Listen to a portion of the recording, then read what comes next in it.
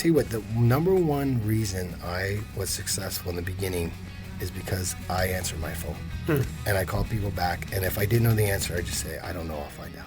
Hey there, welcome back to Above and Beyond, where excellence meets elevation. I'm your host, Jan Simon, and this season we're raising the bar, diving into the passion, purpose, and defining moments of leaders who don't just aim high, they live there. Big ideas, real stories. Let's get into it. Today's guest has spent over 3 decades helping people unlock the dream of home ownership, and he's still loving every minute of it. At just 23 years old, he jumped into the mortgage world and never looked back. From leading a team of 150 at Academy Mortgage, where his branch closed more purchase loans than 240 other branches nationwide, to co-owning his own firm, Mortgage Tree Lending, his story is one of persistence, adaptability, and passion for people. A proud NAU grad, devoted husband of 30 years, father of 4, and proud grandpa to 2, he brings heart and humor to everything he does. Whether it's helping first-time buyers, guiding seasoned investors, or dominating the pickleball court. Get ready for a conversation about business, balance, and the drive to keep going, even after doing this way too long. Please welcome to the Above and Beyond podcast, Kevin Kosisky. Hey, how you doing, Jan? Good, how are you? That was great. Were you an English major? I have a very good relationship with ChatGPT. Well, I sent him, I sent you the bio, and then, man, you spice that up. That I just kind of cleaned it a little bit. So much cooler. Like, do this, do that, make it sound like this. Oh, wait, change that over there. So better known as KK. Yes, yeah, everybody knows you KK. Yes. So Kevin, you and I have known each other. 2008? Yeah, I'd say it's got to be 20 years almost. 20 play, yeah, maybe 05. So I have a house next to a friend of yours, right? Yep. My neighbor. Yep. And I have a basketball court, half court. Yeah. And every Saturday at 7 o'clock? 7, 6, whatever, 7 o'clock. I don't know what time it was. 7 o'clock, we would play. And for 5-6 years. Mm-hmm. And I got to tell you, Jan, you by far were the biggest hustler out there. Jan never quit. He grabbed every rebound. He couldn't shoot worth nothing. I can't play. I can run. You were like Dennis Rodman, man. Yeah. You were the guy that he hustled and made everybody better. And my favorite awesome. Story, though, is got to be you got a rebound, and you're running full speed, and you dove, grabbed the ball, saved it, and then went head first into my bushes, which were pretty big, and your feet were sticking out, and you couldn't get out of the bushes. And we all were laughing so hard because we wanted to help you, but we were laughing too hard. And so eventually we pulled you out, but you were literally stuck in the bushes. I remember that vividly, and I think I probably got a couple scratches. Oh my God. But that just shows the intensity you have, and I know you apply that to your work too. I appreciate that. And that's one thing that people don't have is drive. A lot of people just don't.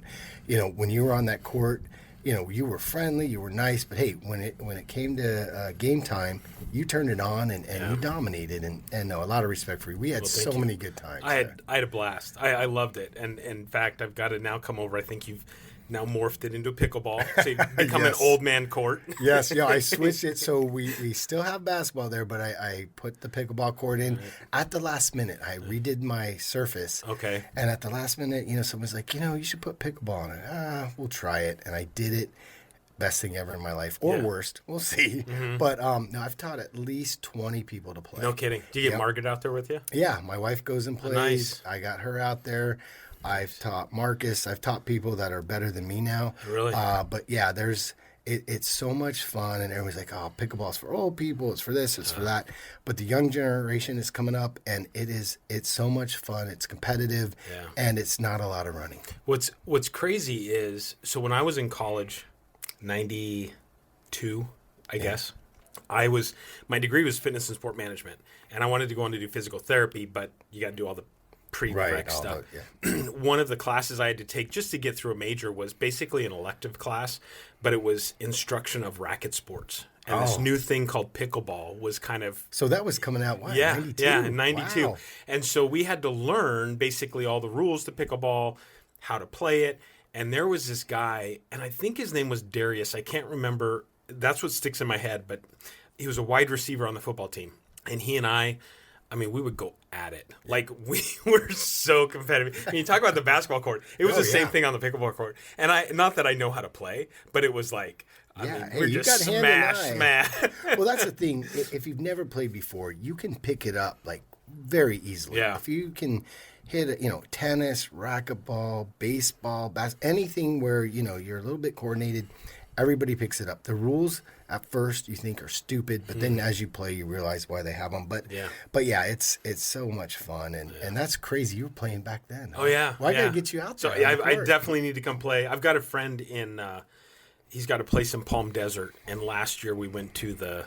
I can't even think the name of it now off the top of my head, but basically the national tournament in Palm Desert. Right. We went and watched that for a while, and then we played. And when he and I play, because his place is in a retirement park, so like all these 80-year-old women. Oh, but they're the best ones. It's like you're like trying to take it easy, and they're just smashing it hard on you. Yeah, they don't even move, right? No, they know where to play. It's all about placement. It's so technical, and you can be athletic and get by, but if you're not experienced, they'll figure you out. So.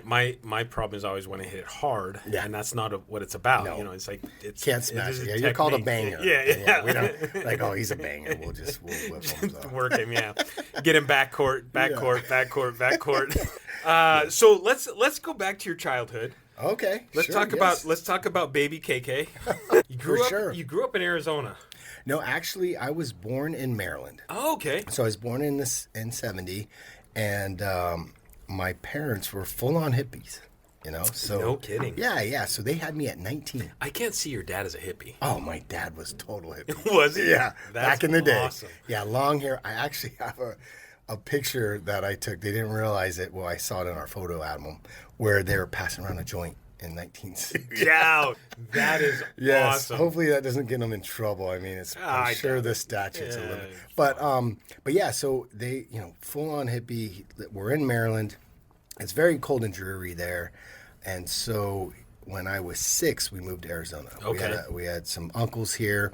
We came out. We ended up living with them for a while till we got a place, and just loved it. And he went from hippie, protesting things to very conservative. So he's, as you were saying, I can't imagine him being it. But he never lost his love for the weed. There's a story where he loved us playing outside, and we had this big yard. Back then, in 1979, he built a custom home. Really? And had a big backyard. All the neighbors would come and play. And, he had roses. He had a green thumb, but we'd mess up the roses and everything. He wouldn't care. We're out there playing. But one time he came up to me and goes, "Hey, Did you break the tomato plant?" I'm like, "Oh, sorry, Dad. I didn't mean to." He's like, "Yeah, don't touch the tomato plant. It's kind of in the corner. Soccer ball must have hit it, whatever." And so I realized years later, there was never tomatoes on that. It was definitely weed. That's awesome. I still don't touch the tomato plant. That is awesome. Yeah. So I grew up. I went to Catholic school. Okay. Went to Christ the King from 5th to 8th grade, and good kid. People got in trouble for chewing gum back then.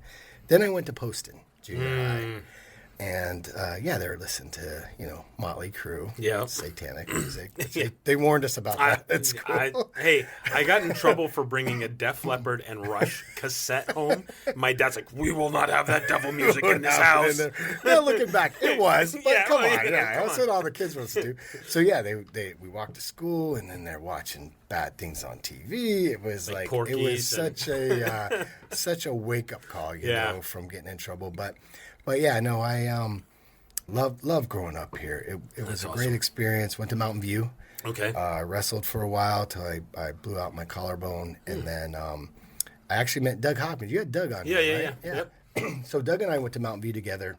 I'm a year older than him, but we got our start selling cable. Door to door. No kidding. So back before it was Cox, it was Dimension. So we'd go door to door in very rough areas. We got assaulted many times. And we were 19, right? Yeah. We're selling cable in the summer at 122 degrees one time. That's brutal. It was brutal. If you can do that, you can pretty much do anything. Exactly. I think that was our boot camp. But we loved it. We'd work for 2 or 3 hours, and every sale was $52. Was back in the, late 90, 91, that was a fortune. Yeah. So we would sell 2 or 3 a night, make 150, and then we could, party afterwards. Yeah. And then wake up and play water volleyball all day. That's what we did. I can't see Doug playing water volleyball. Oh, it's so funny. He told me he wrestled for a while. And I'm like, hey. Yeah, no, dude. He was actually really good. So one time we go to this party, so we played every day, and he got really. A lot of it's timing. He was quite. Well, he was heavy set. I don't want to upset him, but he was. And so we go to this party. Wait. Was? Okay. Sorry, Doug. He's actually put on some more. From the front, you don't look that heavy. But he could jump, and he was athletic. So yeah. We go to this party, and we walk in, and they're playing, and they're like, one guy goes, well, we don't want the fat guy. Oh. And he goes, oh, really? Ooh. So he got on the other team, and he just destroyed them. No kidding. He was so pissed. Yeah. He could jump. He could slam. That's awesome. It's all hand-eye. But, yeah, we played that. And so we parlayed that from selling door to door. I went into mortgages. Mm-hmm. So I got in 93 after NAU. Okay. And great story. So my dad sold solar units back then, when they weren't scammers. Mm-hmm. And I'm going to say that right now.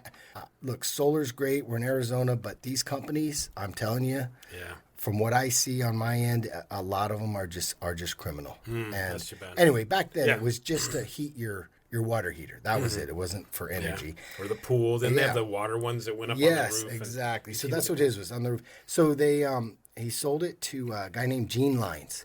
Gene Lines gave me my start when I graduated from college. I went to work for him because he knew my dad. And then from there, I was making quite a bit of money when I first started. So in 1990, it would have been 93, February of 93, rates went from 9.5%. There was no one that had a rate lower than 9.5%. Think about that. Now again, isn't that crazy? And now everybody's like, it's above 5. I know. Oh my God. I know. At the same time, I do that too. But. Same time, the average house was $70,000. Yeah. So the payment shock wasn't as big. But so rates dropped to 7.5%. And so I did streamline refinances for 2 years and just killed it. I mean, everybody, back then, you had to go in the office. Now it's all email, digital. But back then they had to bring their W-2s, bring in everything, make copies. And I would have 5-6 appointments a day every day. Just boom, boom. It was shooting fish in a barrel for a while, because, you're going to save $200 a month, which was huge back then. Mm-hmm. And so we refinanced everybody. And that's how I got my start. Mm-hmm. That's how I learned, okay, this is how it works and what you need to qualify. And from there, I went to a couple other companies and was actually an underwriter too. So I underwrote, did sales, did all that. So yeah, it was a great journey. And Doug, the day he started, so he saw me making all this money, right? Mm-hmm. He decides he's going to be an LO. The day he started, rates went back up to 9.5. That's a true story. It was like February of 95. Rates went up. He started. He didn't close. He closed one loan in 4 months. Oh, wow. But he met this couple that needed an assistant for real estate. And because he was doing loans and you're trying to attract realtors, he started there and they had him as an assistant, and then he just blew up. That's as awesome. You know. Yeah. You heard his story, I'm sure. Oh, yeah. Well, I mean, and he's such a good guy. I mean, really huge heart. And, very succcel, obviously. Extremely successful. And you never guess it. He's so down to earth, and he doesn't have the, the fancy cars and the clothes and all that. But, no, he dominated in the fact, he just got his new house. Yeah, which is beautiful. Oh, my gosh. Have you been there? Yeah. Oh, yeah, you were there for that, yeah. For the games. Yeah, beautiful. Amazing. Almost killed him though. 5 years it took. Really? I don't know if he got into it, but they everything that could go wrong went wrong on that house, and it was a struggle. But he's in, and as you saw, it turned out. Looking out at the sunset on that. I haven't seen the sunset yet. I need to go back in the evening so we can catch the sunset, because he was talking about that. And I'm like, I can only imagine with the pool back there. I mean, it is a beautiful home. It is, and I'm so glad, because there was a few times where he was done, and it was supposed to be a year and a half, and it took 5 full years because of COVID. Didn't your parents live out in that area someplace? They do. They still do. Yeah, Okay. they live at Brown and Chrisman. Okay, so they're kind of close out there. Yeah, they build a custom home themselves just out in the middle of the desert. And it's awesome because there's these multi-million-dollar houses and there's trailers. It's like you do whatever you want out there. They got well water, but it's beautiful. It's right by, what's that park there?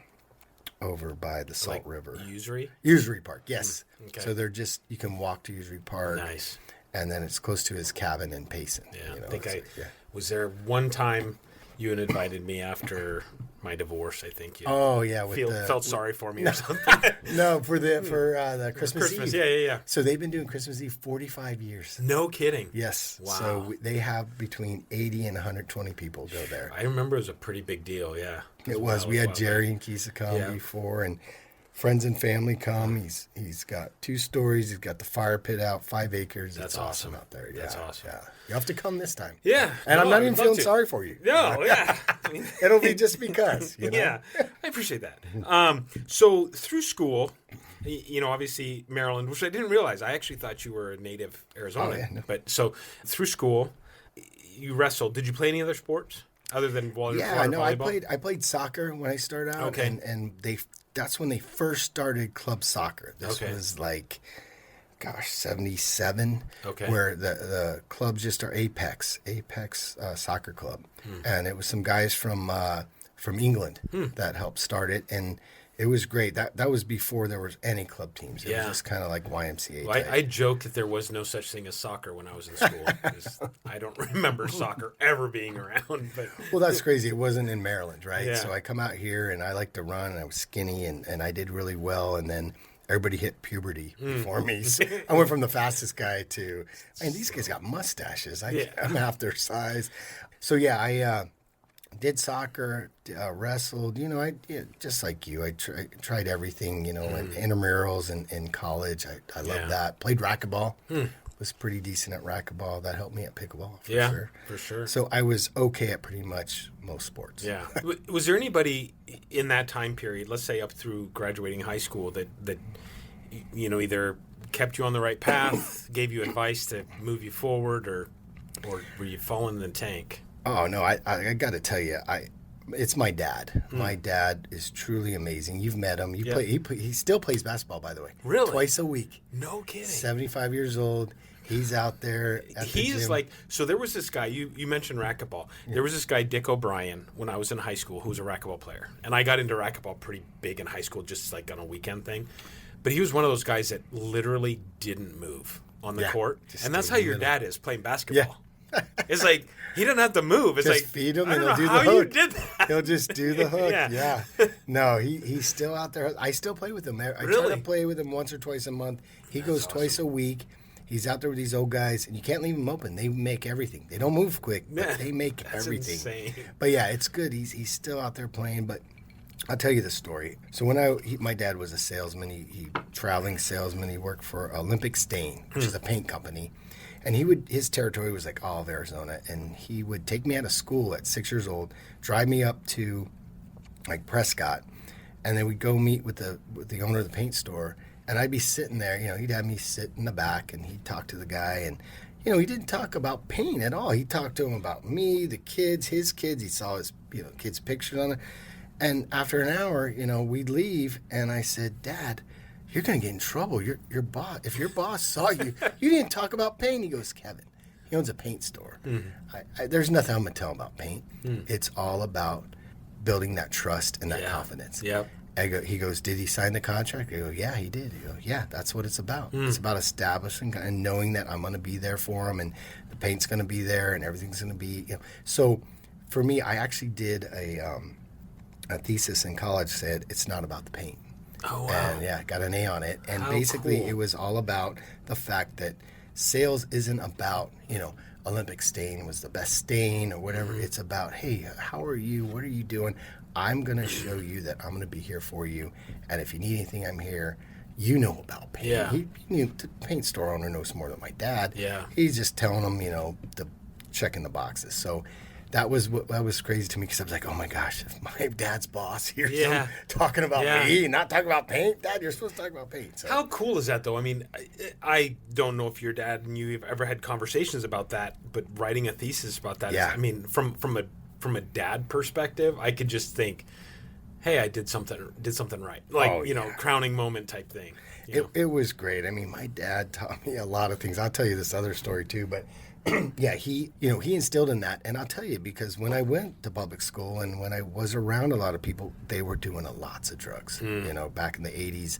Yeah. That was a big thing. And I stayed away from all that. And you got to just keep focused. But there was a time he took me up to lunch at one of the, I think it was Payson. And they had a special, Jack and Coke for $2, right? So we're at lunch. He's going to have a drink. But a regular Coke was $3. So he looked at the waitress. He said, you know what? Give me 2 Jack and Cokes and hold the Jack for him. So, she's like, we can't do that, sir. He's like, all right, tell you what. Get me 2 Jack and Cokes, do a side of Jack and a Coke, and then we'll do it that way. Because it's principle, right? Because it's all about the principle. And she would not do it. And so he goes, get the manager over. So the manager comes here and says, let me tell you what we want to do. I'm not paying $3 for a Coke, and I'm paying $2 for a Jack and Coke. Right. So figure this out. And he goes, no, sir, they got in a big argument. And he kicked them out. Kicked my That's awesome. He's like, there's no way I'm paying more. Now, again, this is a long time ago, guys. I was like, there's no way you paid $2 for a Jack. But yeah, back then, yeah. Well, yeah. I mean, but that's awesome. No, it's like, wait a second. Obviously, alcohol is where you're making your money, and I'm paying less. It was some sort of happy hour special, and he's like, all right, just give the side. He's not going to drink it. Right. I'll drink it. Right. Yeah, no. Just put the extra in mine. Yes. And we're good to He go. tried it 10 different ways. They would not awesome. do it. But my dad was very much about principles, and he taught me that. And, of course, my mom, you've met Nancy. She's just a sweet, she's an angel. She's nice. My dad's crazy. And then it all worked. That's awesome. Yep. That's awesome. You have brothers and sisters? I do. I have a brother and sister. I'm the oldest, so brother's 2 years younger, and my sister's 8 years younger. Oh, wow. Okay. Yeah. They live, one lives in Michigan, and the other one is, in Wisconsin. Oh, okay. Interesting choices of... Yeah, well, that's where their jobs took them. Oh, okay. So, I was yes. I would not be choosing one of those two, but hey, so, you know Marcus, right? Yeah. And I think you played with Scott. Do you remember Scott? Scott Fisher. I probably did. He wore the sunglasses. So he played ball with us. So he's the one that married my sister. Oh, okay. He used to play. They lived here for a while before they moved. Okay. So, yeah. Okay. Yeah. I think I did. I mean, I totally remember Marcus for sure, and I'm pretty sure I remember Scott. So after high school, you went to NAU, tried to become a hippie yourself. No, I was not a tree hugger. Tree huggers. Back in my day, no, I went up there, joined a fraternity. I really had a great time up there. It was a great way to grow up and figure out the system. I worked through through college. Met my wife there at Walmart. Oh, really? Oh, wow. That was back when Walmart was cool. I was saying, did they have Walmarts back then? They just opened one in 1989. Wow. When you first came into town, it's on the left. And in Flagstaff, it was cool. Everybody was so excited it was there. A step up from Kmart. Oh, way step up. Yeah, they had everything there. But it was kind of a cool place to go to back then. And they kind of had pride in it. And every morning they do the Walmart cheer. They do give me a W, an A, an L, and you do the symbols. And I saw her, in between you do the squiggly. I saw her do the squiggly. And you're like, what? Yeah, yep. And I asked her out. I did. And it. Oh, that's awesome. It worked. So that's awesome. I invited her to a dorm party. So I lived in the dorms up there in Teasley, and so all my friends came. There was 20 of us. There's beers up there. We're drinking. 2 of my friends got in a fight. The RA comes to residences and kicks everybody out. Now it's late. It's 10:30. I figure she's not coming, right? So I'm in my boxers. It's all male dorm back then. I'm in my boxers eating top ramen with a pan and a big spoon. Yeah. Watching Saturday Night Live, right? There's beer cans everywhere. Totally picture it. I think I live that same life. And my wife comes in with her best friend, all dolled up, and she looks at me like, "Is this the party?" Because it looked like I drank 40 beers and watched and eating top ramen with a spoon. And so I covered up real quick. I'm like, I'm sorry. I really, there was a party here. I promise. Everybody got kicked out. She's like, oh, okay. And her friend's like, let's get out of here. So they left. But she still went out with me after that. So nice. Yeah, it all worked out. Nice. And the rest was history. The rest history. I had three boys.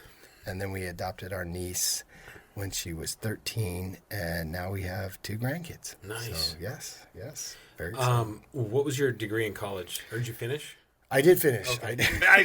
I assumed. I would question that too. I would question that too. 40 beer cans on the floor. Yeah. Political science and marketing. I graduated at the end of 92. So in the summers when I'd come down and stay with my parents, that's when I did cable with Doug. So so for 3 months we basically hung out every night selling cable. So that's how we became close. But but yeah, Wayne's World and Garth type thing. It's like two of you guys. We had we got to a point. I think did you drive a Gremlin back then? I had a little hatchback 323 Mazda 323. We had no money. That's a thing a lot of people don't realize. My parents did well. His parents were fine, but we had to make it on our own. Yeah. And if we struggled, of course they'd be there. But we started buying houses at 25. Wow. So there was a thing with HUD homes, FHA loans that went to foreclosure. Yeah. There was a lot of them back then, and you used to have to FedEx your bid in. So every Tuesday you'd FedEx your bid. And if you won, again, these houses were going 60, 70 grand, whatever. And you did that. And if you won it, you had to put up $1,000. And if you won it, they'd send you a thing back. So very slow, very archaic. And the internet had just, come about. So they said, all right, we're going to start doing it online. Well, most of the realtors didn't understand even how to turn on a computer. So we were winning a ton of bids. Wow. We'd put in stuff and we'd win it. And we're like, oh, geez. Okay, so if we put in 5 bids, we might get 1. Sometimes we put in 2 and we get both of them, So you never knew. But if you didn't take the house, you lost $1,000, which is a lot of money. So I was doing the financing. Doug was doing the real estate. So we kind of figured out okay, let's just, every house that we think is good. And again, we'd buy houses for 60, sell them for 70. And 10 grand back then was like a lot of grand. money. Yeah. Oh, yeah. So we would do that. And one time we put in 4 bids and we got all 4 houses. Oh, geez. And we knew all 4 of them were good deals, but we didn't have the money, right? So we maxed out all our credit cards. We did took loans out on our cars. We did everything we could to make sure that we paid the money so that we could get the houses. And then I refinanced 2 of them, and the other 2 we sold. And with that money, we were able to pay back everything. Nice. So that's what we did. We would keep some and sell some. And it worked. And, it was stressful, but it was fun. It was exciting. And then, we dealt with contractors who they'll be great on 2 houses and then flake out on the 3rd. Yeah. Like it's very inconsistent. We had one guy working on the house and he disappears on us. And we're like, what the heck's wrong with this guy? He disappears, but he didn't get our money. So we're like, why wouldn't he come for our money? Turns out he owed child support in Ohio. And they arrested him. They arrested him, no way. threw him in jail, and his one call wasn't to us, so we didn't find out for like a month or 2. But I mean, those kind of things, because a lot of times when you buy those houses, you have to go on what's called hard money, which at that time was 18%. Now it's between 12 and 14. But and I'll go into that a little bit on how to do that. So that's one of the things Doug and I do is Fix and Flip show every Saturday at noon on KTAR. Okay. So, if you're just driving around, put it on. But usually we just make fun of each other. But we have some tidbits in there. Yeah. But, basically, so you're on hard money. So every day is costing you a fortune that you can't sell that house or refinance it. And, again, you can't get a loan on a house that's in disrepair. Yeah. Right? And a lot of these houses, if you don't fix them up, you don't get the appraisal, you can't get a regular loan. I'm going to do the math. This episode of Above and Beyond is brought to you by the amazing sponsors who help bring this show to life. A heartfelt thank you to Above Par Network, elevating connections and creating impact. Foundation Insurance Services, protecting what matters most with confidence and care. Meritum Credit Card Processing, empowering businesses through expert consulting and unwavering support. And Rocks and Calligraphy, bringing beauty and personal flair to every handwritten detail. We're proud to partner with these outstanding businesses who share our passion for excellence. For more about our sponsors and exclusive podcast content, visit abovebeyondpodcast.com. I'm going, 500,000 at 12% interest. I mean, that's a freaking nut, man. It's a lot. It's a lot. And, that's how I got my house I'm in now that we play basketball in. Really? I'll tell you that story. No kidding. So in 2004, I'm at lunch, and we kind of been looking at a house. You had 3 boys. We lived at Baseline in Ellsworth. Nice house, but we wanted a yard. We had a tiny yard. And Doug calls me up, and he goes, hey, go look at this house. I'm like, whatever, Doug. We're always messing with each other. And he goes, no, stop what you're doing. Go look at this house right now. I go, I'm in the middle of lunch. He goes, do it right now. The auction goes off at 3. So at noon, I stopped eating. I drove down, saw the house, jumped the fence, because, there's no one living there. Yeah. Just looked in the windows. That's all I could do. And I said, oh, man, this place, it's on an acre, right, with the grass. Oh, it's beautiful. So I'm like, let's do it. Pull the trigger. And so I saw it at about 1 p.m., and I owned it at 3 p.m. Wow. Yep. 10 No grand. So doubt. back with foreclosures, it's 10 grand up front. Okay. And you had to have the money within 24 hours. So then I had to come up with the other 500 grand the next day. So stressful as heck. I'm sure. Couldn't get into the house. So I ended up getting the hard money, which is $300 a day if you do the math, because that was 18%. So $300 a day. And changed the locks, called the cops because there was an alarm on it. I had the cops go in, which saved me. I'll tell you why. So the first day I owned it, cops went in there. I waited by the front door. They had their guns out. They went through all the rooms. They heard the beep, and I hear them yell, there's a movie room in here. I was like, oh, that's great. We didn't know, right? Yeah. So then they come out, and they're like, yeah, the house is empty. We unplugged the alarm, went in, we still have the couches for the movie room in there. Really? No From kidding. That's awesome. Yeah, that was 2004. So we ended up getting the house, and there was a period there where there's these scammers from California that changed the locks on my house and said they owned it. Oh. Because back then you couldn't get title insurance right away. So anyway, I don't want to go into that. That's a whole hour story. But basically I was able to win that case. No kidding. And then I refinanced in 10 days. That's so insane. being in the mortgage business helped. So I was only on that hard money for 10 days. I was going to say, it's got to be, if you could pick an industry that could absolutely help change your life, mortgage or real estate, right? 2 extremely hard industries to be in. They are very competitive. You got to be on your toes, and even the hardest workers don't make it. It's about understanding how the game is played. Yeah, and that's what I was going to say is, like I think about insurance. Insurance is great because of the residual, right? Yes. You build it up, you get it to a point where the residual is doing very well, and then you just maintain the relationships that you have, and hopefully. But you got a million competitors after, right? Oh, absolutely. Every day they're getting bombarded, right? Bombarded not only by local but national. Yeah. Commercials and everybody saying, "Hey, save money, save money, yeah. save money, save 15 money." minutes. Yeah, and you could recite every commercial, and it's like, at what point do we say, hey, having a consultant, an insurance consultant, and say an agent, but an insurance consultant is a good thing?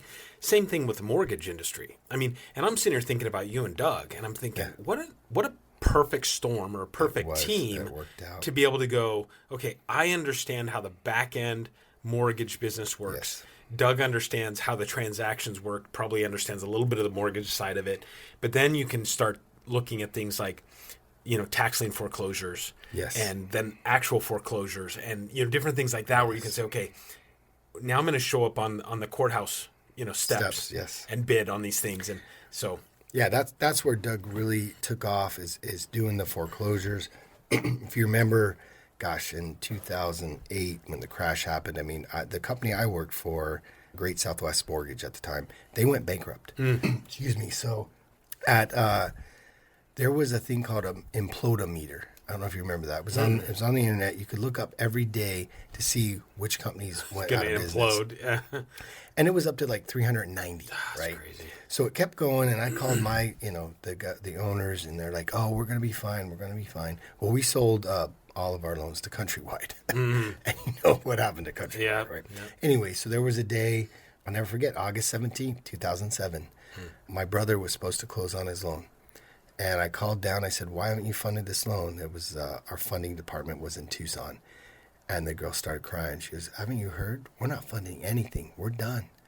And then she started crying. Oh. And she goes, I don't know if I'm supposed to tell you. And she hung up. I'm like, what the heck? So because again, I need to, this is how crazy it was. In July of 2007, they had record profits. They made more money than they ever had.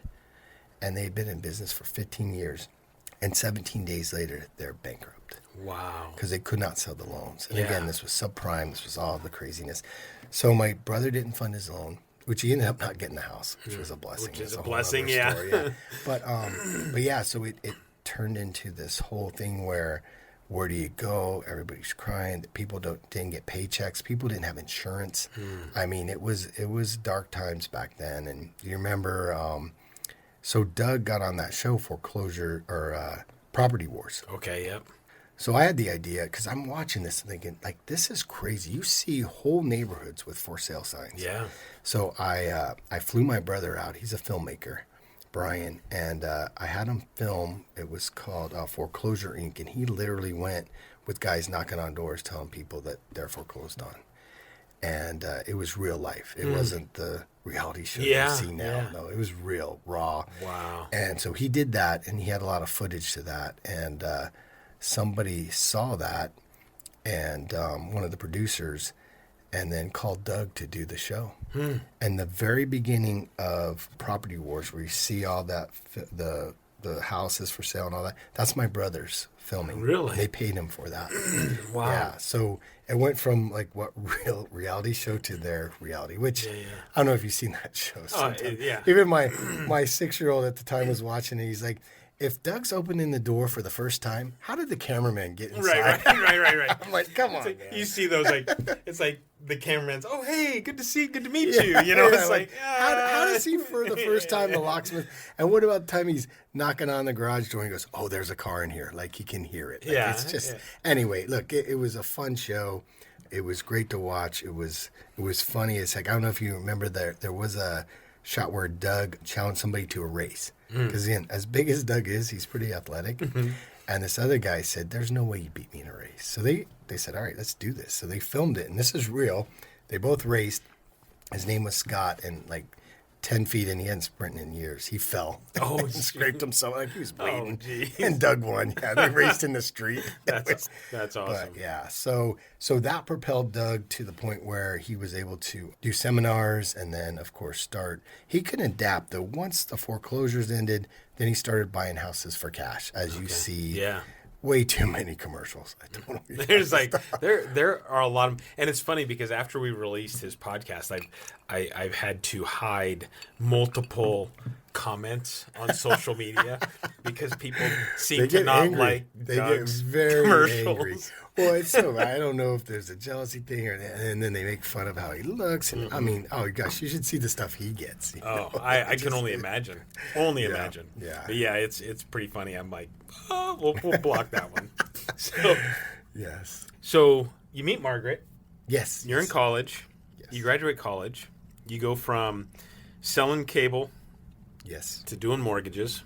How'd you end up finding yourself in a leadership position in the mortgage industry? So I started at 1993 in February, and had my first deal, and I realized, wow, this is, I'm basically poor, and they would give us 10,000 flyers every quarter to hand out. So I'm out there in the morning handing out flyers, and then at the night when people come home from work, they would call me, no cost refi. And so I answer the phone, and I knew that, hey, this is something special. People save a lot of money. This is kind of a once-in-a-lifetime thing, kind of to drop 2 points, Yeah. So I figured it out, and then once I got so busy I couldn't hand out the flyers anymore, I just hired all my friends. And they would go, or kids, they would go and disperse them all in the neighborhoods. And so a lot of guys would get the 10,000 flyers and not do anything with them. And it just blew me away, like, this, for free, why aren't you doing this? Or they wouldn't answer their phone or not call people back. I'll tell you what, the number one reason I was successful in the beginning is because I answered my phone. And I called people back, and if I didn't know the answer, I'd just say, I don't know, I'll find out. Yeah. Because back then it truly was insane how people just didn't communicate. I don't know if they were busy, they didn't want to talk to them. I don't know, because I could hear it. You could hear each other's offices. Yeah. So eventually, I was doing, I think in my third month, I did 40 loans. So, I had it figured out. I was hiring everybody I could just to help me. And so I went from there. Then he wanted to expand to Flagstaff. I wanted to move back to Flagstaff, which was great. So I moved back to Flagstaff. He made me a manager. I hired, again, I'm 23. Don't know what I'm doing. I hired an experienced LO, and it was tough because she was older, a lot more experienced than me, but just didn't have the drive. So if I do more loans than her, and I was just trying to, help her, but it was a really, really tough learning lesson on, okay, how do people perceive you? I realized that I knew how to get loans done. I knew what it took, but I also knew that a lot of, LOs that I hired just had a lot of personal problems. So I became kind of like a counselor. So I would just be like, listen, don't do this, do this. So yeah, people would come to my office and basically tell me all their problems, and I would try to help them. And in the meantime, they were amazing salespeople. Yeah. And at some point, like you said, I had close to 40, 50 LOs working under me. Wow. And I just would teach them, hey, this is what you got to do to make loans close. So when I went to Flagstaff, it was great. We worked a while. The market was very small there. So I moved back down and then expanded with Gene Lines. Gene Lines was my mentor. I worked with him 8 years. He taught me everything and helped me become an underwriter. So I was an underwriter for a while, built up my team, and then when the crash happened, we were down to 14 people, from 50 to 14. Wow. And from 2008 to 2016, we had 150 people.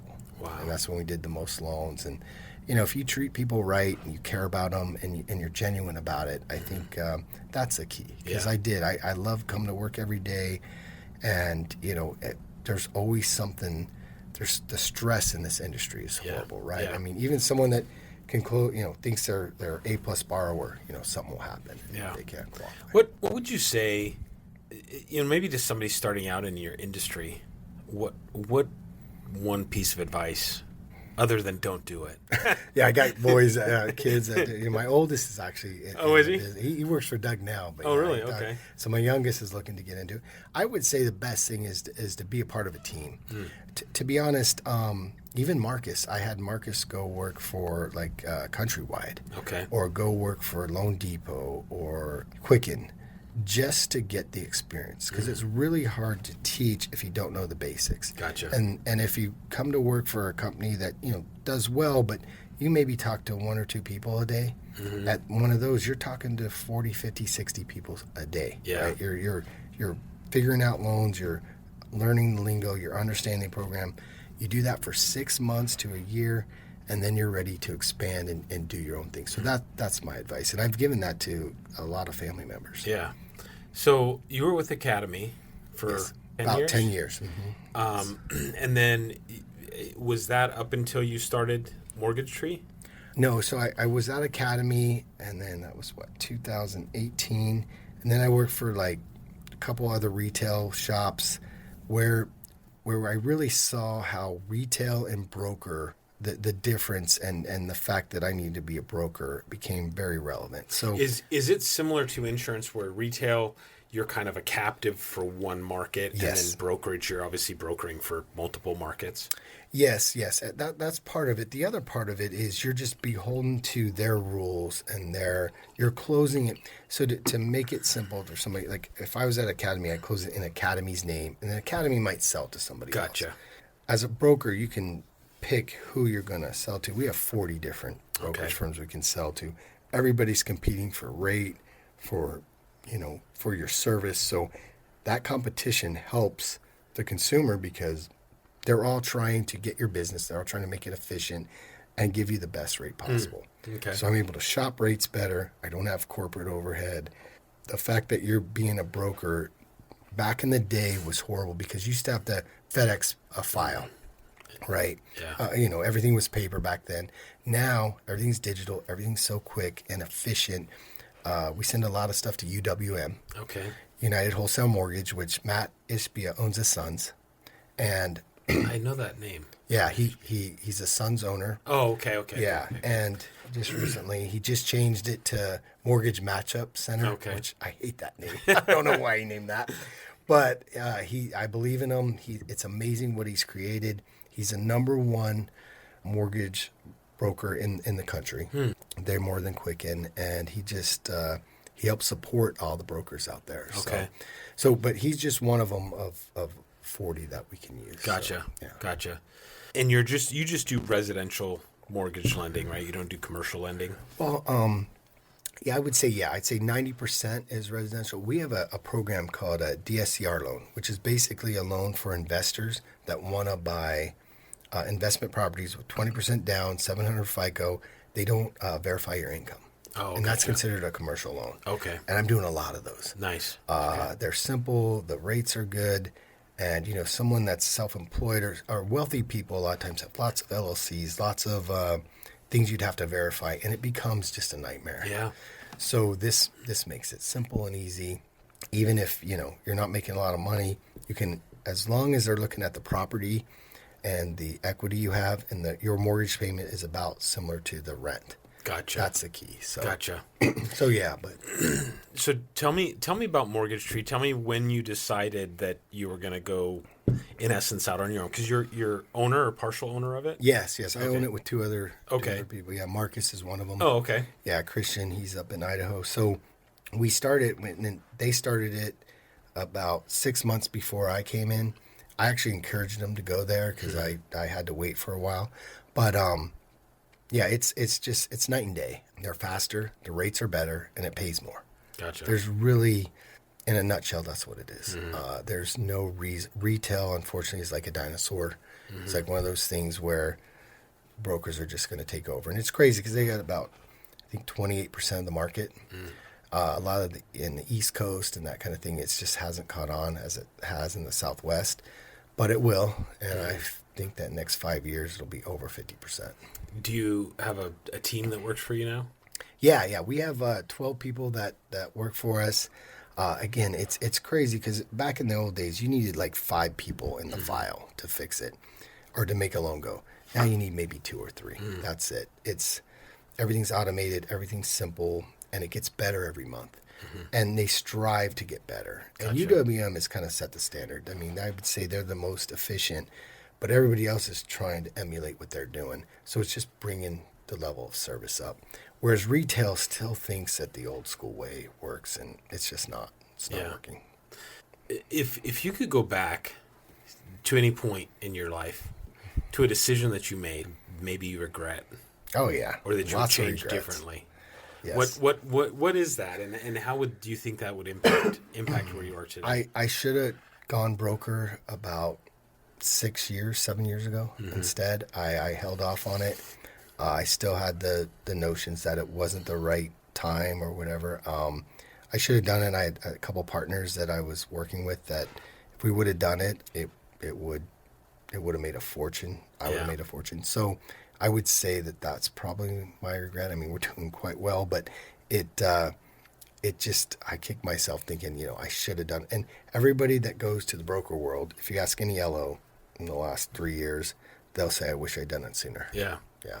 I can say that about opening my agency, which, I mean, I've had it for 7 years, almost 7 years now, but I've been in the industry for 30, and you're like, well, I'm not quite ready. I don't know that I necessarily know what, I don't know how to do this. I don't know how to do that. I don't know you never know. Right. You're never ready. If you wait for ready, it's never going to come. Just like having a kid, right? Yeah, right. Let's wait. Exactly. Wait till we're all stable. You're never stable. Never, ever. And it's interesting because that's the one thing I feel like if I could go back today, because I remember I started in claims, and I remember I was with Farmers Insurance, but one of the district managers of Farmers Insurance, he's like, you would be an incredible agent. You should come to work for us. Well, it was a pretty significant pay cut. Right. And then you kind of have this build up to 3 years of then you're on total commission. And I couldn't figure it out. I'm like, that doesn't make any sense to me. Like, how am I ever going to get there? And they're like, make a list of 100 people that you know and call those people. And, it's like totally like things Amway, I would, right? totally things I'd tell people, don't do that. But I just remember at that time thinking, God, there's no way. But now I look back, and in 2008, I had just left Travelers Insurance to go basically partner in a personal lines agency. We did majority mortgage and homeowner stuff. A lot of mortgage brokers we were working with. And when SB 1070 and the market crashed pretty much simultaneously, it was like, the whole thing just disappeared. Yes, I understand. And but I look back now and I think, and I didn't know commercial insurance at that time, which is really more what I focus on today. But had I made that jump sooner, like the energy level, what I did, how methodically I worked through different things, even when I got into commercial insurance 15 years ago, and it's like, God, had I just, but you can't, you can't look back. I mean, again, I wouldn't change anything in the fact that my experience and, what the trips, all the things that we were able to do while I was working. Oh, yeah. So it all evens out. But there was a time where I was like, gosh, I should have done that. Just like you. Pulled the trigger. And you're, again, you will never be ready in your mind. Yeah. Right. You just got to go for it. That's the thing I tell my kids. Sometimes you got to take that risk and go for it. Yeah. Life is short, and you got to do it. And one of the things I heard was, why are in America a lot of the new businesses, a lot of the things are started in America and not other countries. And why is that? And the reason is our bankruptcy laws. Yeah. You could go and fail and still be okay. Yeah. Right? You can recover. It takes maybe a year or two, but you can come back. Mm-hmm. Whereas other countries, no, you can't. You fail and that's it. You're done. Yeah. You can't ever do anything, and you're labeled and all that stuff. So I think that helps risk takers. If you look at, Elon Musk, some of the others, I mean, there were points where they were so close to bankruptcy or so close to failing. But that's what you need to do in order to get to the next level. Well, and it's incredible that you say that, because that is so absolutely true. Resonates with me. I mean, having obviously been through that whole process. Yeah. And not only, in essence, are you failing, and I say failing because you are failing, right? To finally get to that point of, I'm going to run through bankruptcy, right? Yeah. And I went through bankruptcy, divorce, foreclosure, all that stuff at the same time. That's stressful. And I can't imagine. Yeah. But to be able to say, I can curl up in this corner and become a victim of that circumstance, or I can take the opportunity, which we have, which is beautiful, and be able to go, okay, I'm not going to let that define me, and it sucks, and I completely failed, and now you're carrying the burden of, I failed my ex, I failed my kids, I failed my parents, which is the biggest part for me, was like that whole thing. I mean, not necessarily weren't my kids. You just feel like you did, but it's not like you wanted that to happen. You tried everything you could to not, and it just, that life does that sometimes. Absolutely. But to be able to have that ability to say, okay, well, and it's funny because when we finally went to the bankruptcy attorney, he said, you guys waited too long. I was like, what are you talking about? He said, you blew through all of your savings. I'm like, well, but we would have lost that in court. He goes, no, the court understands that you have to have the ability to support yourself. So they're not going to take all of your money. They're not going to take your car. You got to have a car. You got to have a house. Right. Yes. So it was one of those things that was, I mean, not that I would advocate for somebody to go file bankruptcy, but I would say, if you feel like you're at that point, don't wait too long. Yeah, don't wait too long. Yeah, don't wait too long. That's great advice, because a lot of times people don't realize that. And again, it wipes the slate clean. It's a horrible experience. It's and it makes things tough. It makes it tough, and you go through hell, and someone's telling you what you can spend money on. But at the end of the day, it helps you reset. Right. And that's something that we have that's amazing. Yeah. And, you look at even Trump went through that, and he used it, multiple to his times. advantage. Yeah. And people say it's so horrible. It's like, I understand that thought process where it's like, okay, well, you took all this money and then you filed bankruptcy and you're delinquent on it. It's like, but there's circumstances that happen in business that we don't have control over. We don't. And the banks took the risk too. So, I mean, look, we're not advocating to do this. No, I'm just saying that when things happen, and there's been many times, we've been around this business a long time, and we've seen people succeed and fail, and the cream rises to the top. A lot of times when when it gets tough, it's makes you stronger. Yeah. And you don't realize that at the time, but it It does. And yeah, it's tough. My parents went through rough times. Everybody goes through it. It's just a matter of what are you going to do, when you get up. Yeah. And you got to get up. Yeah. You got to get up and go to work and do whatever you got to do. And it's tough. It's tough. But yeah, it's, you've been through a lot, Jan. It's great seeing you. I see you all the time. We do let's talk about APN. APN, I love APN. Well, no, I absolutely do. But I want to ask you a question because you kind of bring this up. You got to get up, right? You got to get up every morning. You got to do it. What drives you out of bed in the morning? What gets you to say, okay, I'm going to go do this again today? Yeah, I'll tell you, I've been working out in the mornings, right? And I usually go at 7:30, and I'll wake up and be like, I don't want to get out of bed. And not only that, but they're going to torture me. And so you just realize, like, hey, man, we're getting older. Yeah. And I want to be around with the grandkids, right? I got the 2 grandkids. And I know that working out is the best thing you can do after 50. I mean, I'm not saying it's good if you're younger, but like the single most they say is doing that. That's going to help you physically, mentally, all that. So, yeah, it's just a matter of, look, I want to live. I want to see the family. I want to be, vibrant. I want to still hold on to youth. I'm 55, and I think I'm 35. Yeah. Down. I still into the back of your eyes, you see that? Yeah, I do. Like, and I always think, like, I can do that. Hold my beer. Let me jump in those bushes. Exactly. Right? I got this. But no, I do. I try to keep that mentality. And, the whole, you're only as old as you think. But, there's times you sneeze wrong, right? Oh. You're messed up. Like every day. Like, so there's some things you can't control. But at least you can try to minimize those things. So yeah, I get up. I'm to my wife, for my kids, for the grandkids. You want to be there for them, and you want to be around, and you want to be healthy. I mean, we went on a trip to Portugal, Spain, and then Croatia. Wow! And we walked 20,000 steps a day.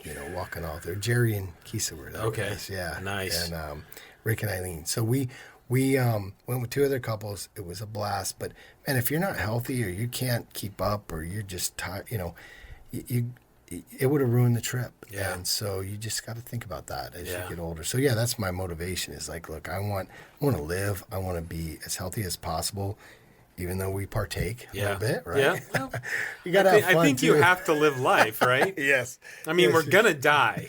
You are going to die. At some point. But you want to be healthy right before. Well, sure. I just want to go to sleep and not wake up. That's I don't want to do any of the other stuff. But no, that bankruptcy stuff's over. Come on. It's funny. I was talking to I don't know, naturopath or something the other day. But it's one of those things where, and I've told my kids this: if I get to the point where I'm in a wheelchair and I'm eating green slop, just push me right to the edge of the Grand Canyon, unlock the wheelchair, I'll take care of the rest. It's like, I got this. Just give me the knob with the heroin, right? Exactly. Or the morphine. Yeah, the morphine. Just turn it up. Yeah. Let me go. Yeah, because you that whole, you want to, die, not fade away, right? Yeah. So, yeah. What would you say with regards to your journey? Yes. Is the one thing that people don't see? Let's see. They don't see. I'm a pretty happy-go-lucky guy, right? You've known me for years. Yeah. Very positive. The stress that I have endured, 4 kids and dealing with the mortgage and the mortgage crisis. And the stress level gets almost unbearable sometimes. And I can't show that, right? I mean, I don't want to show it because I don't want to alarm the family. So that's probably one thing that, and I think we all go through it, especially, I'm not putting, just as a father and as a provider, that's like the one thing that's every day. It's like, okay, what are you going to do? Because even as the kid gets older and they're successful too, you got to help, you got to be there for them too. So it's like that stress. And now with your parents too, you want to be there for them because they're starting to decline. So I think that's the part that I would say if upcoming, that the stress that you are under, not just me, but it's anybody. It can be, it's tough. And just when you think you're out of the woods, you're not, because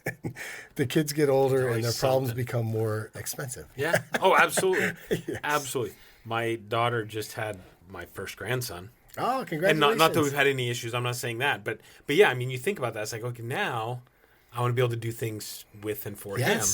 Yes. So it's like, okay, how do I... How old is he? He is 10 weeks, 10 or 11 weeks. Congratulations. Thank That's you. awesome. Yeah. It's the best thing. Oh. I tell you, he just turned 1. We're taking our oldest to the pumpkin patch and fun. let him see zebras for the first time and all this stuff at the farm. It's so much fun. And we take him for 3 hours and give him back. Yeah, that's awesome. That's the good part. I get the opportunity here coming up next week. It'll be my first. Grandpa gets to watch. Oh, you're going to be the I get to watch him for 4 hours. So. Oh, wow. You got the diaper change. Yeah. That's the one thing I'm trying to avoid. Well, he may go back with a dirty diaper. I don't know.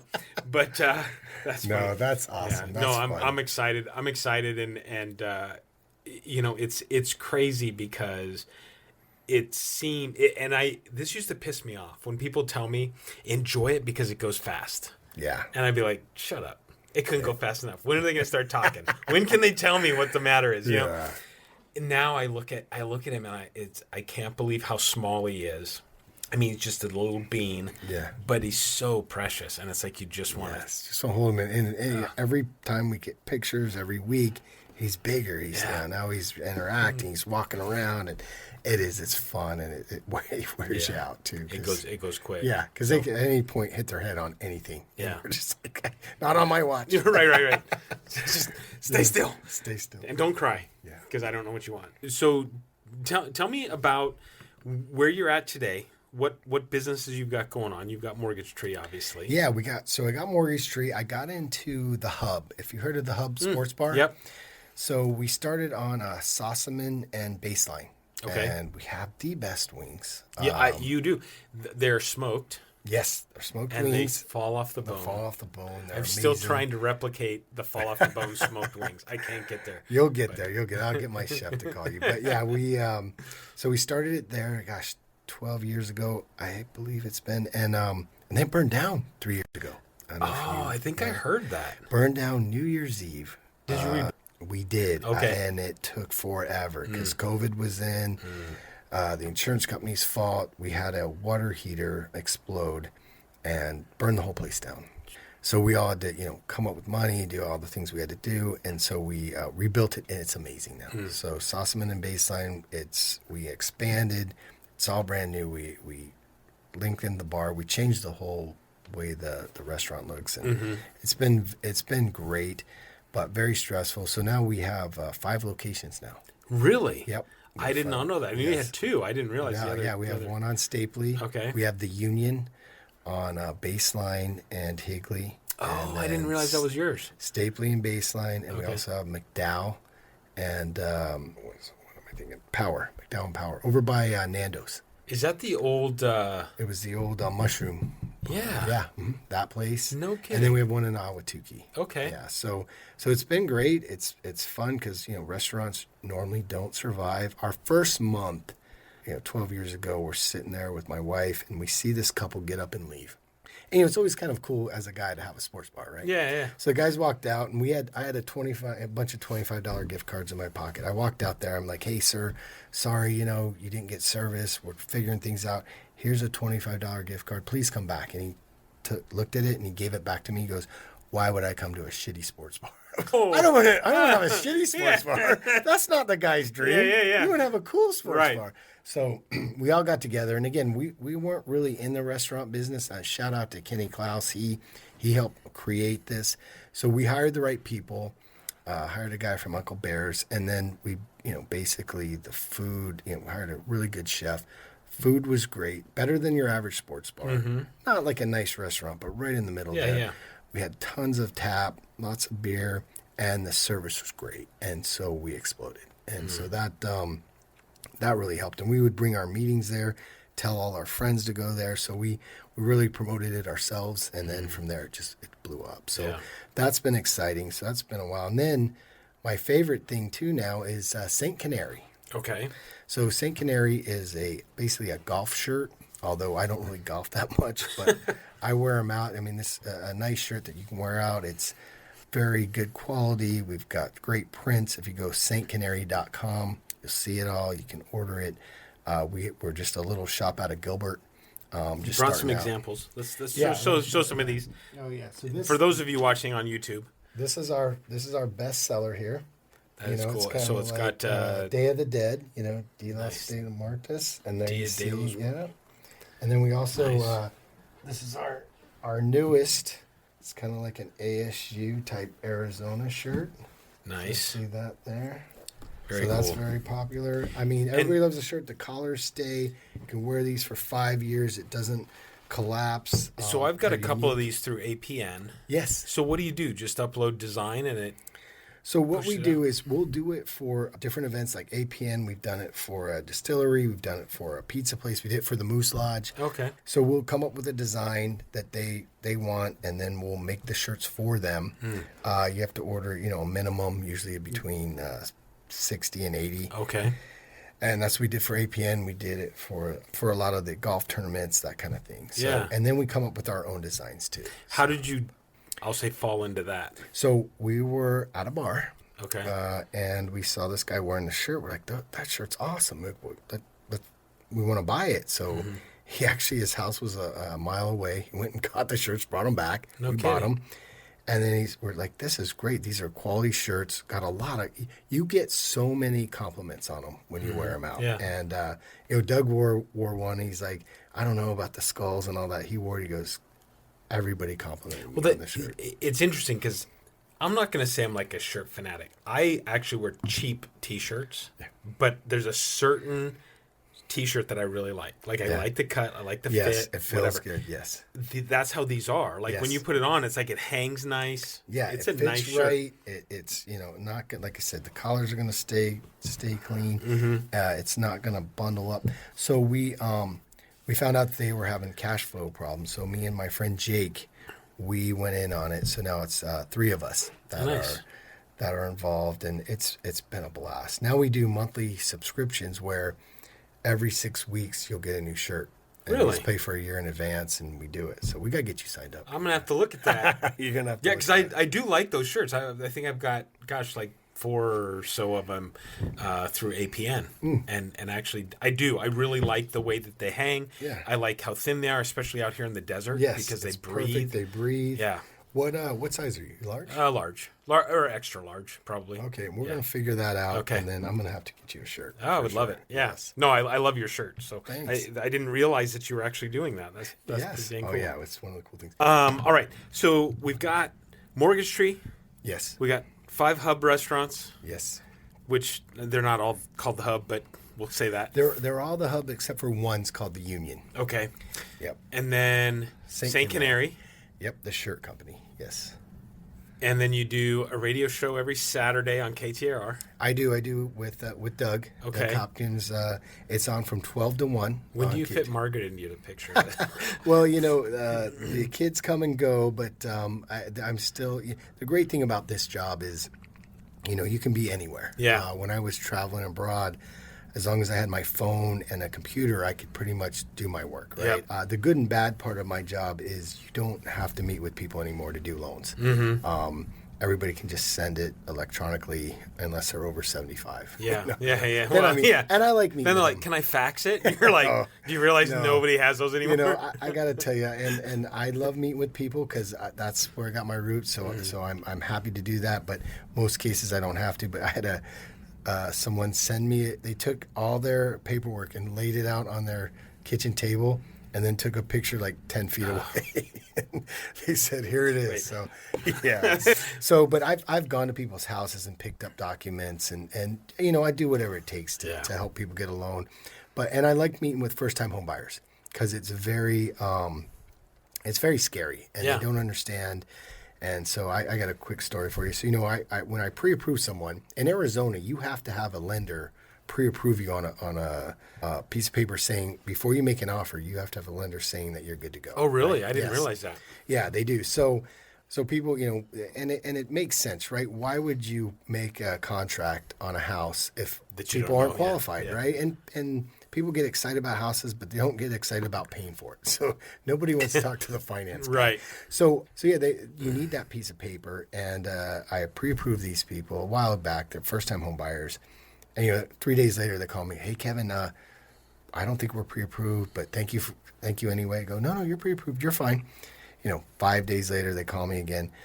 Listen, I thanks for all your work, but obviously we're not pre-approved. So thanks anyway. And so I'm like, okay, you're pre-approved. Go find a house. Why do you think you're not? He goes, well, we checked the mail again today and we didn't get the check. They thought they were going to get a check. I was going to send them a check for like $200,000 and say, please use this for a house. That's not how it works. I know.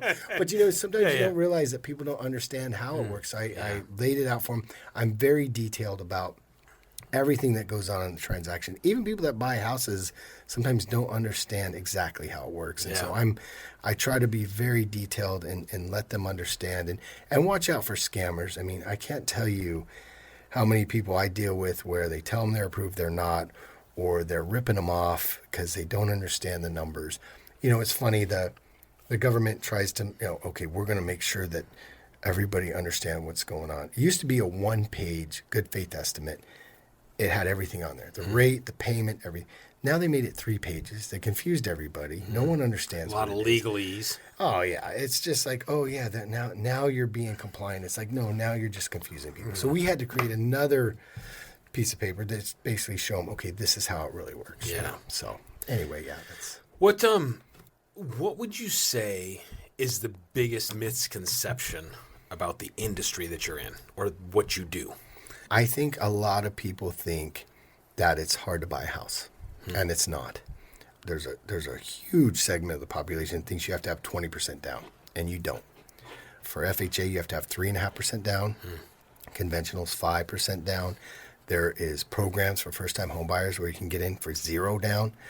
You can get in less than for rent, which is crazy. And right now, it is a buyer's market. There's so many houses for sale. In other words, 3-4 years ago, there was maybe 11,000 houses for sale in the Valley. Now there's close to 30,000. So think about that. So houses are staying on longer. Sellers are more willing to give you concessions. My son just bought a house in April.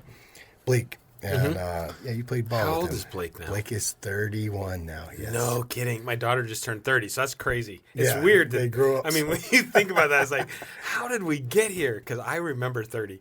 Yes. Yes. And I was thinking the other day, I've been out of college for 30 years. I'm like, what? Try not to think about that, Jan. We got to stay. If I'm 35, that means I'm not been out of college that long. But yeah, no. So he was able to get 30,000 in concessions. Was able to do what's called a 2-1 buy down.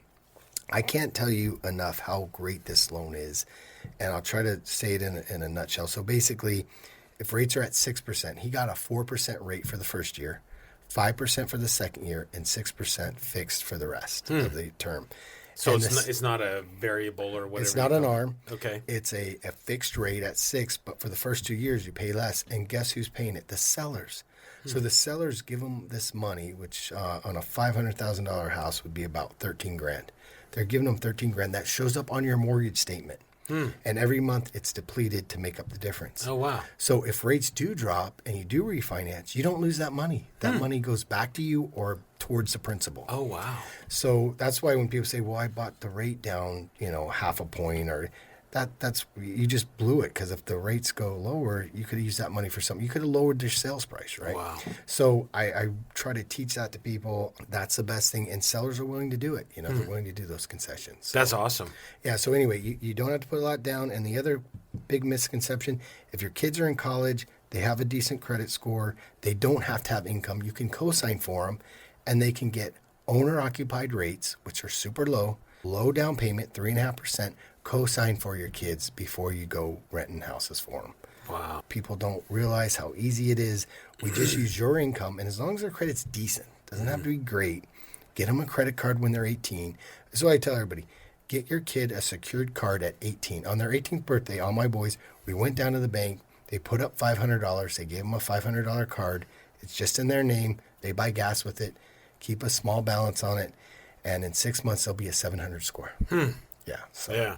Anyway, you do that, and you co-sign for your kids before, because otherwise, I had so many times where you'll buy the house, 4-bedroom, your kid lives in it, the other 3 roommates pay the mortgage, and then you're not, otherwise you're paying a couple grand a month for living expense. Yeah. Anyway, those are the misconceptions. That's awesome. What's your line? What's your non-compromise line?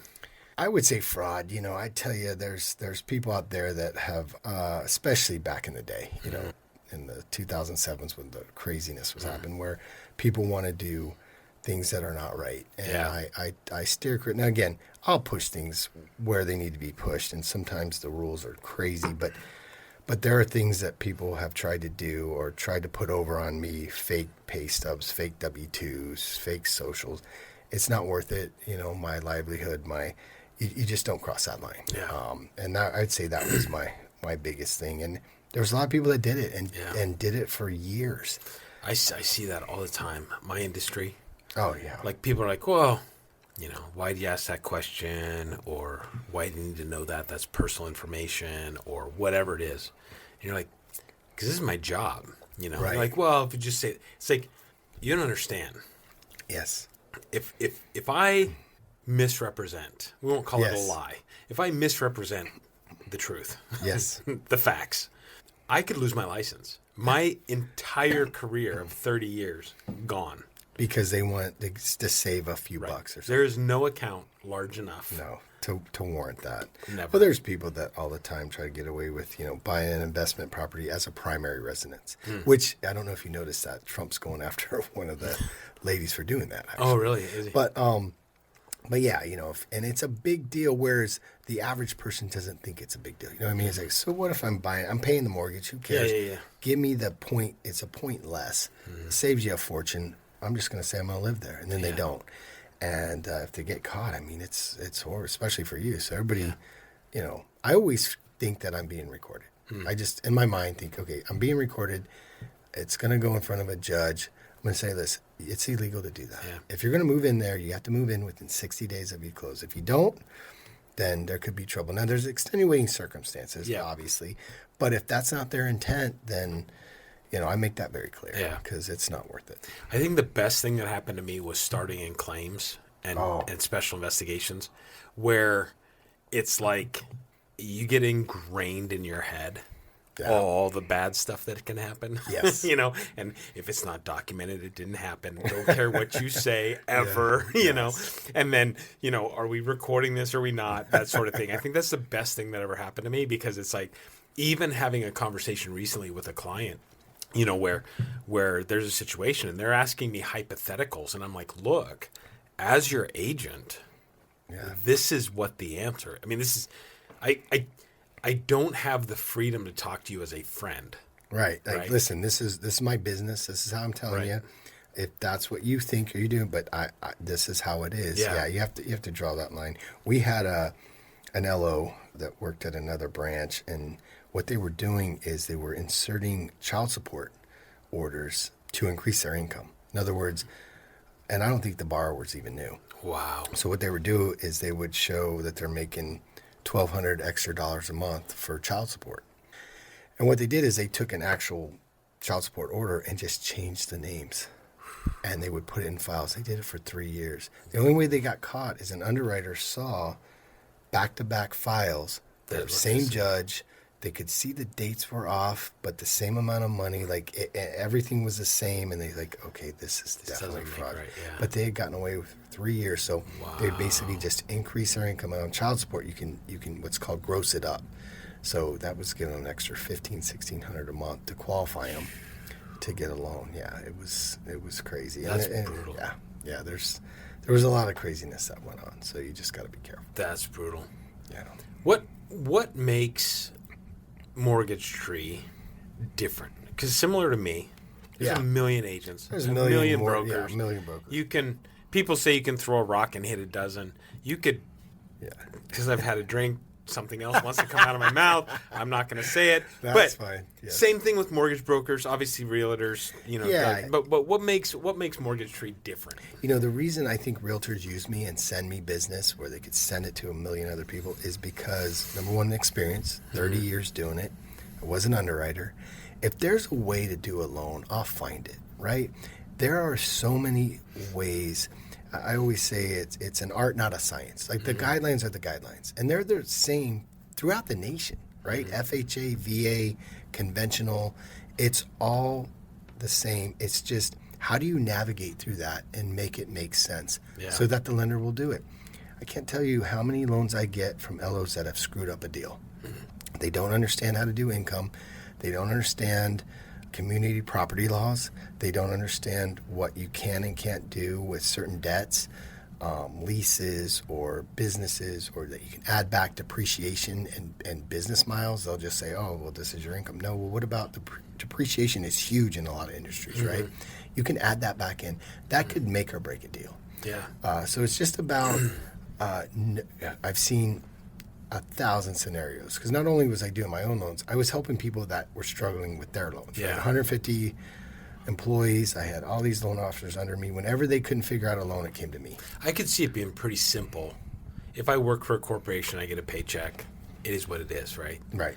But owning my own business, I'm doing everything I can, Yes. and I shouldn't say this on the record, to try to make it look as though I'm making as little as possible. Well, what's great, And that's a bad thing to say, yeah. but No. What's great is we have the ability to get the best pricing because we have so many other vendors that we can use. And when you do a lot of business, they're allowed to give you better pricing for borrowers. In other words, if you do a certain amount of business, you watch videos, you educate yourself, you meet certain criteria, they're going to give you points to help lower their rate. In other words, there are times where I can give up to a half a point better on a rate, and on a $400,000 house, that's huge. $2,000. Yeah.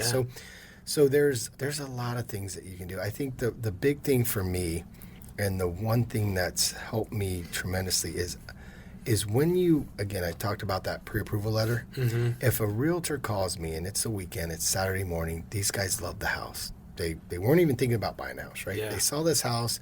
They called up the realtor. We want to see it. Well, call Kevin. Make sure that you're approved. They'll call me up, and I'll say, look, in order to make an offer on this house, because it's a good price house, you're going to get a ton of offers, I need you to send me this, just a few things, and I'll give you that pre-approval in a half an hour.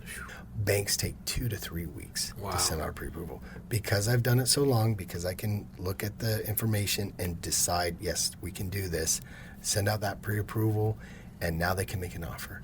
And that is huge. Realtors love that. And I know how important it is. I don't care where I'm at, what I'm doing. I'll stop, I'll take the call, I'll say, okay, let's get you a pre-approval. Yeah. Just send me a few things. Let me pull your credit, soft pull. We can all be done in a half an hour. Yeah. And most times, people are, all right, I'll get back to you Monday, or I'll try to figure it out, or no, I need to run it by an underwriter. No, I'm the underwriter. I figured it out. I'll get you that pre-approval right away. And that's probably the biggest reason realtors use me for purchases. The other stuff for refis and everything, it's just because I can figure out the best rate for that client based on the criteria of the investors. Yeah. can you share what the craziest story you is? Oh, jeez. Is there a crazy? I mean, whether it's an investment property that you and Doug did together and you almost got shot, or a trip to Vegas where we probably shouldn't talk about that. I mean, no, I'm just kidding. No, that's fine. That's fine. Look. No, as long as you don't talk about hookers and blow, okay, that's fine. Yeah. Margaret, Just don't joking, listen. Just joking. Of course. No, I mean, I've had, back in the foreclosure days, it was tough because people were under a lot of stress. They're losing their house, and people would pull guns on when you go to the foreclosure. People would come in and, try to get a loan, and there was no way, right? They didn't have credit, they didn't have the money, and they would get very irate and upset. I pull somebody's credit, and they almost wanted to beat me up because they saw I'm just the messenger, right? Yeah. I didn't show the lates. Yeah. I didn't. So he'd be like, "That's not right, and this isn't right, and this is wrong. You need to fix this." He's yelling at me. He's poking me in the chest, and I said, "Sir, I'm just showing you what they're reporting. These are other creditors, credit cards and everything else." And he was so mad at me for showing it to him, and plus maybe he was embarrassed his wife was there, that he was ready to fight me. Wow. Unless I fixed it. And I said, "Sir, I'm not the one reporting it. I'm just the messenger. I'm pulling it up, and this is what it's showing." And he was so angry. He's like, "You're telling me you're not going to get me a loan because." So that was pretty hairy, and I calmed him down, and eventually he left. I had another one where I pulled their credit, husband and wife, and there was like 10 department store credits, all maxed out. And he looked at me, he goes, oh, this is wrong. This isn't ours. So I go, okay, no problem. That happens. So as I'm like, I watched the wife put her head down. And I was like, oh no. So I start going, okay, well, you got to contact her. And as I'm saying it, the wife goes, those are all mine. And he's like, what? She goes, yeah, they gave me, 15% off. And, whatever. Yeah. And so he goes, Kevin, I'm so sorry to waste your time. And he got up and hopefully, I don't know what happened. He was so sick. Mad, so upset. My God. But the best story, I'll tell you this, and I don't want to run out of time here. No, you're good. It was Thanksgiving Day, and this borrower was from Russia. And so in Russia, apparently everybody rips everybody off. That's what he thought. Imagine that. Yeah, and my oldest son, Blake, he was the loan officer on it. And we played the Turkey Bowl on Sundays. Thursdays. Are you still playing? We still do. I think you played before. Yeah, I have played. So we played the Turkey Bowl. We actually made it to the championship. Oh. But he was so upset, and the realtor's like, he needs to meet with you today. I'm like, oh my gosh. So I didn't have time to go home and change because we're playing. So I said 1:00 at my office after the Turkey Bowl. I go to my upstairs office. My son's on the bottom floor. He didn't even want to meet this guy, and he looked like he was an assassin. He's a Russian. Like, what are you doing? Yeah. So he sits down at my table in my office. I got pictures of my family up. I got Jim, the realtor, there. And I said, okay, what's the problem? He's like, this is marked incorrect. The title company had accidentally marked it wrong. So it showed that there was more money that he had to come up with. I said, that's not right. We'll get it fixed on Monday. Calm down. Everything's fine. He was getting a 0 down loan, right? Oh, wow. So he's getting the best deal. And he keeps saying, and this Blake guy, he keeps telling me this and that. I go, Blake didn't do anything. It's the title company, right? And he doesn't know Blake's my son. So he keeps ripping on Blake and keeps saying all these things. And so, and the only way to combat these guys is to come back with the same energy. Like, you're wrong. Like, you have to, like, get in their face. Like, they don't respond to anything. If you're weak, they'll just eat you alive. So we're both, me and the realtor, like, no, you're wrong. You're getting the deal of a lifetime. Why? How the heck? What the heck's wrong with you? And, he's trying to sue everybody. So finally, we convinced him that, everything's fine. It's going to work out. And I had a bottle of vodka that a client had given me for closing, from months before.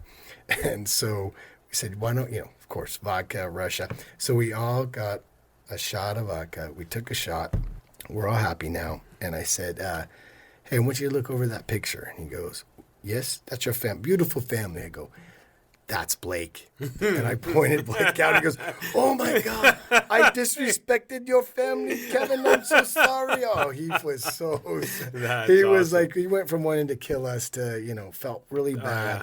We closed the loan. Everything was fine. But, unfortunately, in other countries, it is insane how much fraud. It's like everybody just automatically thinks you're getting ripped off. Yeah. Where here we have enough, and I'm not saying people don't, but I think it's way more in other countries. And so for him, any little mistake was, oh, you guys are trying to screw me. Yeah, and so, and poor Blake, my son, he's like, he's going to kill me. But if you don't. Coming after him. He's like, I got the Russian mob coming after 0 down my ass. And so, that's funny. So those are a couple ones. Yeah. So nothing crazy. Now, never felt, that was probably the closest to feeling threatened. He could have had a gun. We didn't check him. So. Wow. Might have been illegal. Yeah, I don't know. Might have been. Success. How do you define success? I think success is waking up in the morning and feeling like you've done your best. And again, that's somewhat cliche, but I see a lot of people out there that do well, that look at other people that are doing way better than them and don't think that they're successful. And I think that's a big problem, especially with social media. Yeah. I see it all the time where, they might be making 100, 150 grand and they still feel less than because they don't have all this stuff. And material things don't matter. If you're happy, if you're doing well for your family, obviously you've got to have a roof on your head and food and cars that run.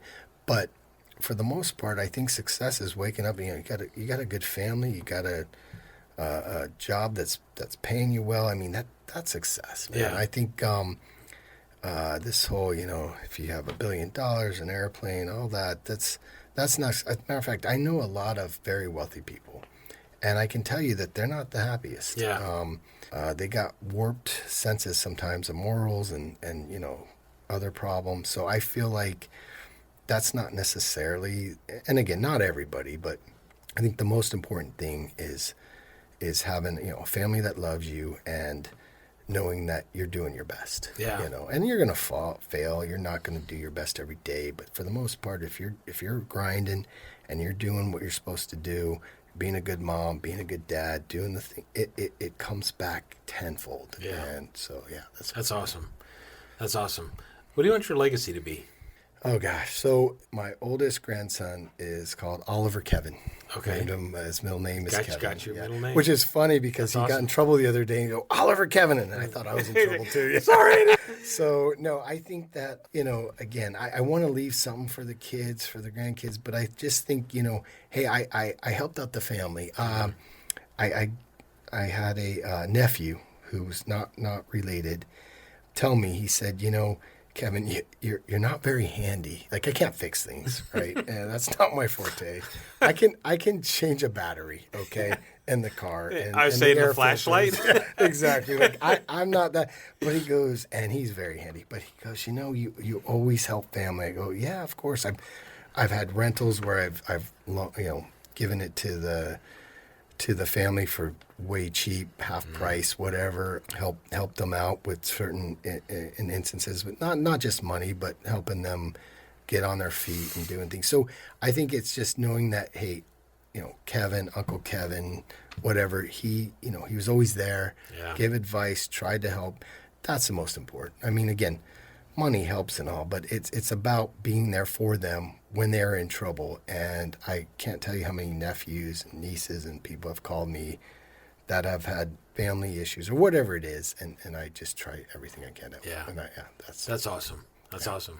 If your 13-year-old self could see you now, do you think your 13-year-old self would be proud of you and excited what you do? Oh, yeah, because remember, I hit puberty late. So you'd be like, I can't believe you're growing a goatee. You got facial hair!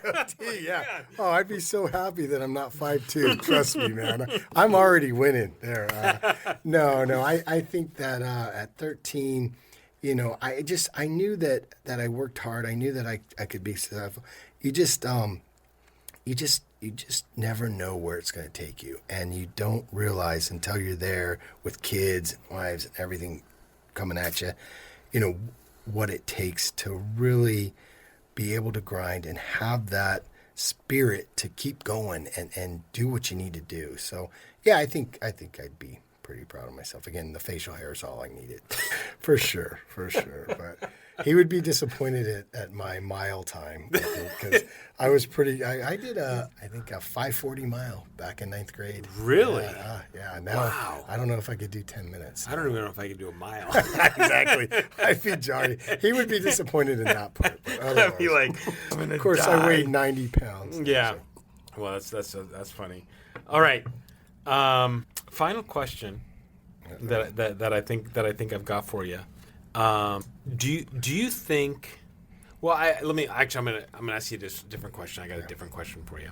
If you could give one piece of advice to anybody starting a business, not necessarily in your industry, but anybody starting a business, what would you tell them? Let's say Blake's starting a business. Oh yeah, and I've told him this, and he's doing it now. Is find someone that's successful doing what you want to do, and partner with them, be their assistant, be a part of what they're doing.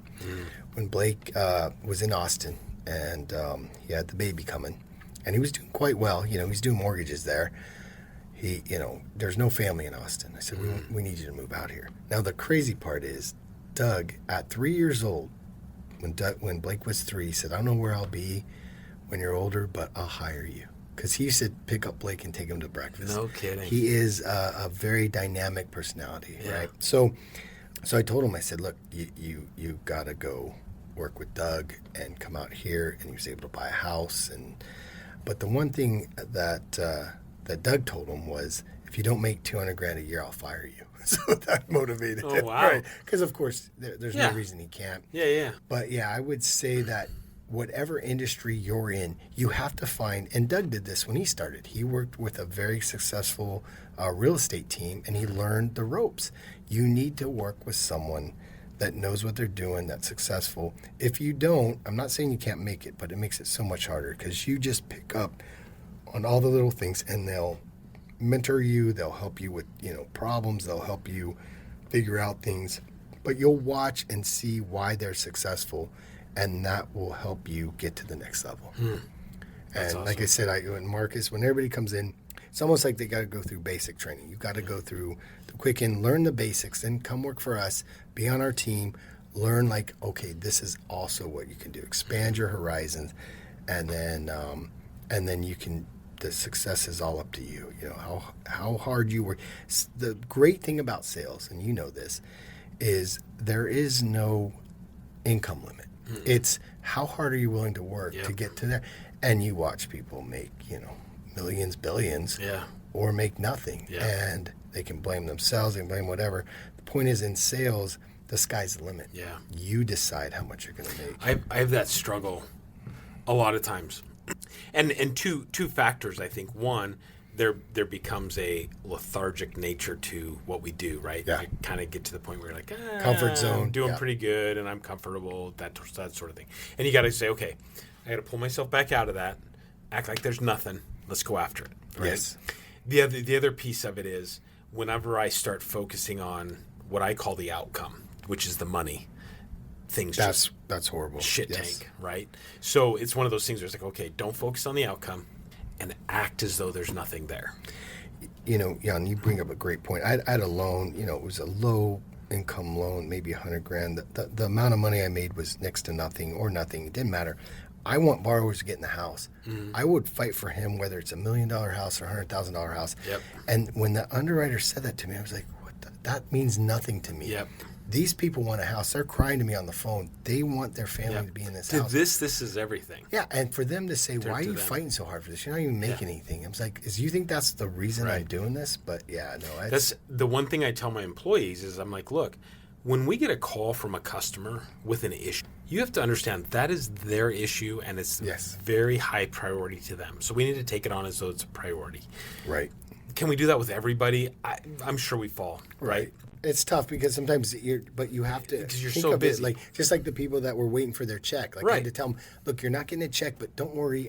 I'll send the check to the title company. Yeah, exactly. When it closes, you will get the money. Mm-hmm. It's there. Mm-hmm. So yeah. Well, hey, I greatly appreciate you coming on the show. Oh, absolutely. Yeah, and I appreciate being and here. I have admired you for years. Obviously love playing basketball with you. Yes. I'm looking forward to getting on the pickleball court and kicking your ass. But everybody who comes on the show gets a gift, so I'm going to give you a gift. So this is a little glass. You've been using one tonight. We've had water in our cups this evening. Mine's a brown water. It's a brown water. Apparently I'm doing the well water. But oh, wow. This has been engraved by Roxy Calligraphy. Says Kevin 2025. For when you came on, you're getting close to the last of the legacy for 25. But and then there's a challenge coin there for you. It's a APN and above par. Excuse me, above and beyond podcast challenge coin. But Roxy Calligraphy does the calligraphy, and then had Larry help me with the coin. So, but I really appreciate you coming on. Well, thank you, Jon. I love being here, man. Yeah, I love appreciate you. Appreciate your friendship, and been awesome.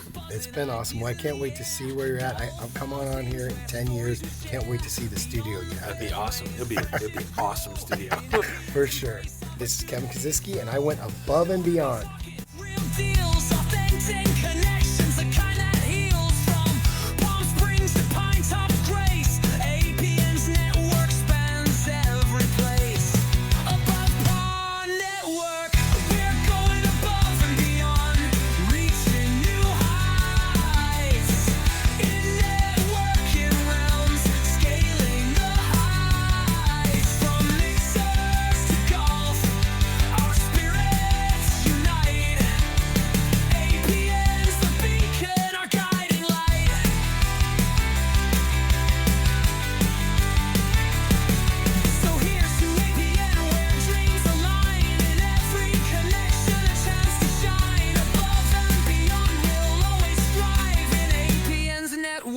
work, we truly thrive.